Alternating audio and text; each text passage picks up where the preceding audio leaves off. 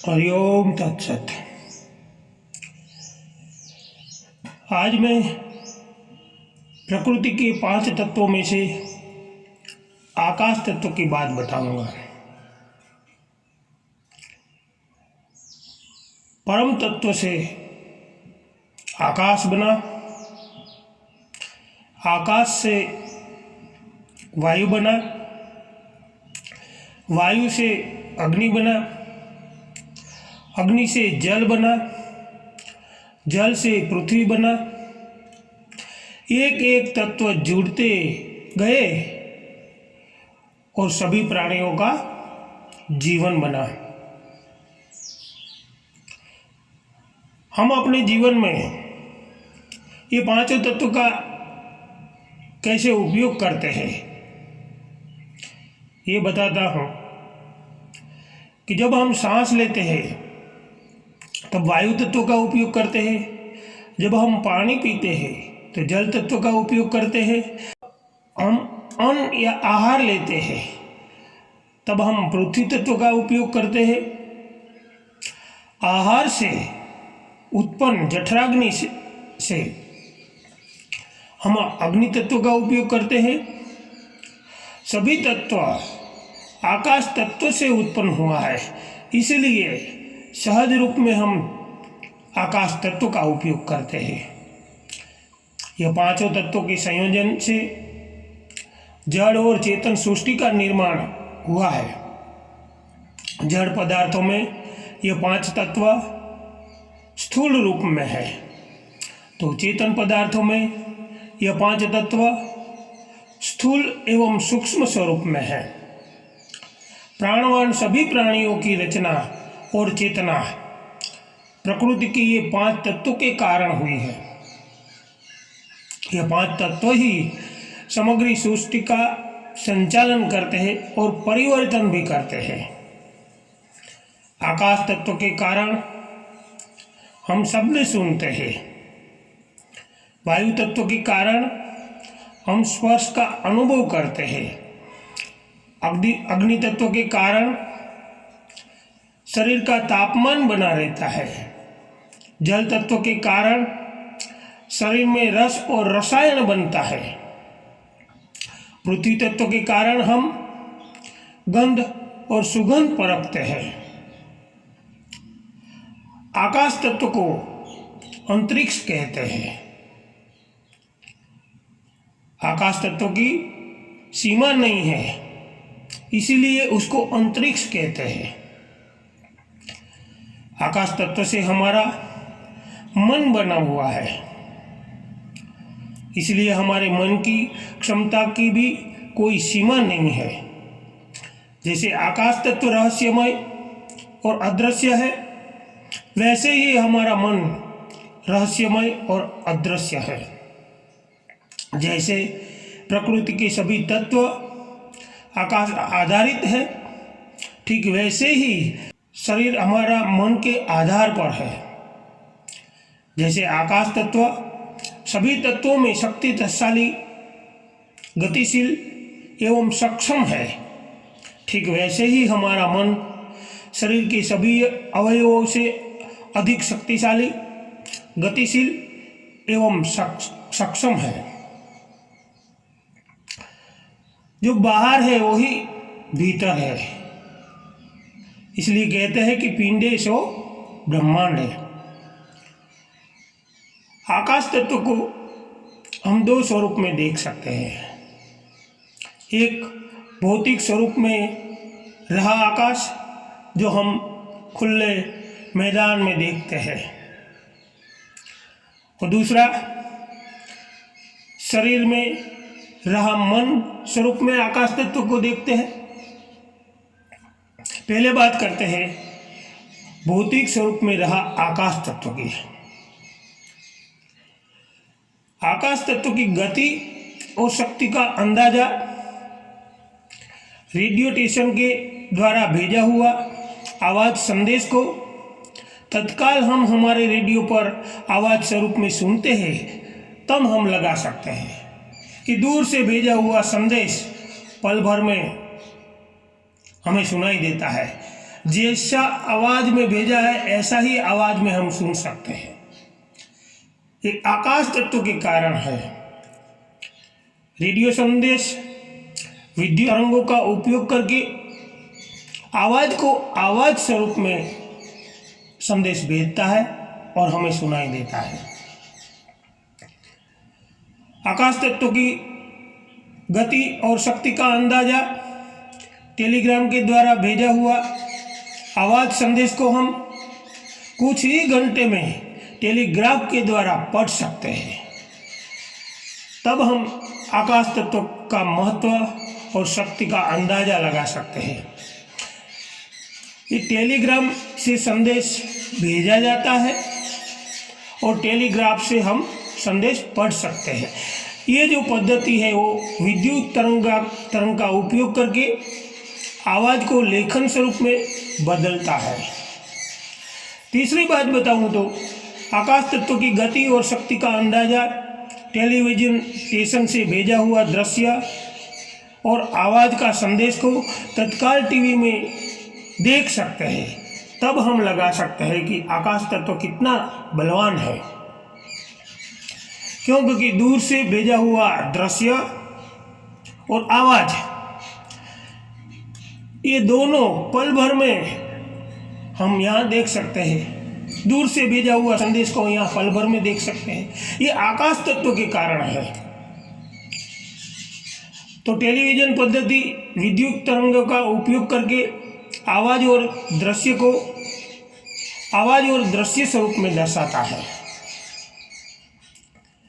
अब आकाश तत्व की तीसरी बात बताऊं तो आकाश तत्व की गति और शक्ति का अंदाजा स्मार्टफोन और सैटेलाइट से संचालित इंटरनेट के विविध प्रकार के उपयोग से लगा सकते हैं।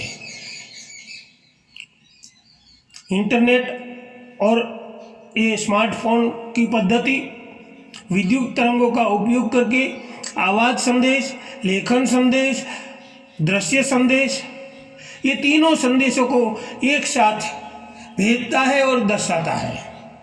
ये पल भर में ये कार्य होता है। आप और हम मोबाइल का उपयोग कर रहे हैं, स्मार्ट मोबाइल का उपयोग कर रहे हैं, तो हम ये अनुभव कर रहे हैं कि पल भर में कहाँ कहाँ संदेश हमारा पहुंच जाता है, लिखा हुआ भी, चित्र भी और आवाज़ भी। तो ये सब संभव तभी हुआ जब आकाश तत्व इतना बलवान है कि पल भर में संदेश पहुंचा देता है। सामान्य रूप से लोग ऐसा मानते हैं कि हवा के कारण ऐसा होता है, लेकिन नहीं। हवा की गति 1 मिनट में 1.5 मील की है। तब सोच लो कि हजारों किलोमीटर संदेश पहुंचने में कितना समय लग जाता अगर हवा के कारण ये संभव होता तो। लेकिन नहीं, आकाश तत्व के कारण ये संभव है। आकाश तत्व ही ये इतना बलवान है कि पल भर में आवाज, दृश्य और लेखन कार्य पहुंचा देता है। तो हवा में ये आकाश में ये विद्यमान रहता है, आकाश में वो गति करता है, अदृश्य रूप में गति करता है। ये तो हुई भौतिक स्वरूप में रहा आकाश तत्व की बात। अब जानिए अभौतिक स्वरूप में रहा आकाश तत्व की बात। हमारे शरीर में जो मन है वही आकाश तत्व का स्वरूप है। आकाश की जो भी शक्ति है, गति है, सक्षमता है, वही हमारे मन की गति है, शक्ति है और सक्षमता है। समग्र ब्रह्मांड है वही आकाश तत्व है। आकाश तत्व को अंतरिक्ष कहते हैं। अंतरिक्ष का अर्थ होता है असीमित। आकाश तत्व अनंत है, असीमित है। तब आकाश तत्व की शक्ति, क्षमता अनंत और असीमित है। मनुष्य के मस्तिष्क में 90% जल रहता है। सांसों सांस से जब हम वायु लेते हैं तब ये जल में तरंगे उठती है। हमारे मन मस्तिष्क में तरंगे उठती है। वो तरंगे भाव अभाव, सोच विचार, सुख दुख, खुशी गम, सपना और कल्पना जगाती है। मन की तरंगे विचारें जगाती है, सभी प्रकार का द्वंद्व जगाती है। मन की ये सब तरंगे कभी नष्ट नहीं होती है। जैसे ध्वनि की तरंगे कभी नष्ट नहीं होती है, वैसे ही हमारी मन की तरंगे भी कभी नष्ट नहीं होती है। भौतिक आकाश तत्व विद्युत तरंगों को संभाल कर रखता है, ठीक वैसे ही हमारा मन विचारों की तरंगों को जीवित रखता है। तभी हमारे गुरुजन और हमारे पूर्वज कहते आए हैं कि अच्छी सोच रखो, अच्छा विचार रखो। ये इसलिए कहते हैं क्योंकि हमारे विचार ही ये आकाश में घूमता रहता है। जो एक बार किया हुआ विचार कभी नष्ट नहीं होता है, उसकी तरंगे आकाश में घूमती होती है और वो तरंगे कार्य को परिणाम देती है, अंजाम देती है। तो सोच ही प्रवृत्ति में प्रवृत्त करता है, विचार ही प्रवृत्ति में प्रवृत्त करता है और प्रवृत्ति ही कर्म बनता है और कर्म से भाग्य बनता है और भाग्य के आधार पर हमारा जीवन बनता है। कितनी बड़ी बात है विचारों के आधार पर। तो ये विचारें जो अलग अलग प्रकार की आकाश में घूमती है, वो घटना को अंजाम देती है। आज देख लो, दुनिया में नफरत ही नफरत फैलाई है, तो दुनिया में युद्ध की परिस्थिति बनी हुई है। लोग एक दूसरे से नफरत करने लगे हैं, जीवन जीना पसंद नहीं कर रहे हैं, आत्महत्या कर रहे हैं। क्यों? क्योंकि ये जो विचारों की तरंगे है ना, वही ये सब करती है, करवाती है। तो मन की ताकत, मन की क्षमता, मन की गति को सामान्य मनुष्य नहीं जान पाता है। मन के विचारों की क्या गति और क्या शक्ति है, वो सामान्य मनुष्य नहीं जान पाता है। कौन क्या सोच रहा है वो कोई नहीं जान पाता है, लेकिन योगी पुरुष वो जान पाता है कि कौन क्या सोच रहा है। और हमारा ज्योतिष ग्रंथ बताता है कि कब क्या होने वाला है। क्यों? क्योंकि ज्योतिष ग्रंथ कर्मों के आधार पर बना भाग्य और भाग्य के आधार पर ये ज्योतिष ज्ञान बताता है। तो आज न तो लोगों को अपने विचार के ऊपर नियंत्रण है, न अपने कर्म के ऊपर नियंत्रण है, तो भाग्य के ऊपर क्या नियंत्रण हो सकता है? लोग जन्म और पुनर्जन्म के बारे में नहीं सोचते हैं, मन में आया वो करते हैं, इसीलिए विनाश निश्चित है। आकाश में जो तरंगे घूमती है, आज वैज्ञानिक लोग उसका भी संशोधन में लगे हैं कि पुराण काल में, वैदिक काल में जो जो बातचीत हुई, वो क्या क्या बातचीत हुई, उसके ऊपर संशोधन कर रहे हैं। जबकि हमारा वेद ग्रंथ परमात्मा की वाणी से बना हुआ है। आप सोच लो, जहां विज्ञान नहीं पहुंचा है, वैज्ञानिक अभी तक संशोधन करके नहीं पहुंचे हैं, वहां हमारे ऋषि मुनि पहुंचे हुए थे, मन की शक्ति को जान चुके थे। तभी तो परमात्मा की जो आवाज थी उसको ग्रहण करके जो सुना, उसको श्रुति ग्रंथ कहते हैं, बोला उसको वेद कहते हैं। कि जिन्होंने सुना उन्होंने बोलकर बताया तो वेद कहते हैं। तो परमात्मा का एक ग्रंथ है, चारों वेद परमात्मा की वाणी है, परमात्मा की ज्ञान है। और सनातन धर्म वेद आधारित ग्रंथ है। सनातन धर्म सत्य को बताता है, सत्य धर्म और सत्य कर्म बताता है। तो प्रकृति के साथ हम जुड़े हुए हैं और प्रकृति हमारे साथ जुड़ी हुई है, क्योंकि हम उसका विनाश करेंगे तो प्रकृति परिवर्तित हो जाएगी और विनाशकारी हो जाएगी, ये ब्रह्मांड नष्ट हो जाएगा।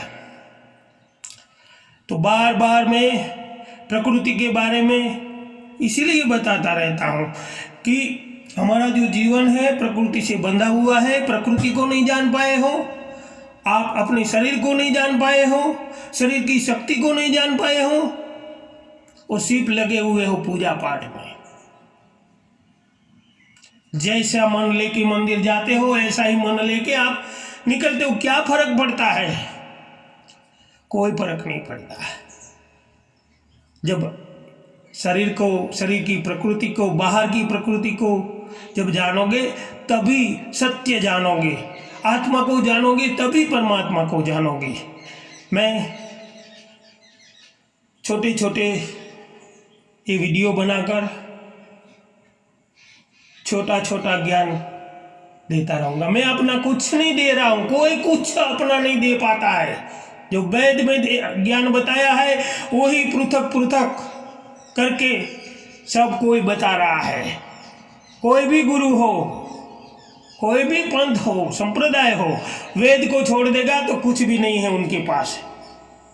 4 वेद आधारित ज्ञान ही धर्म है और धर्म का ज्ञान है।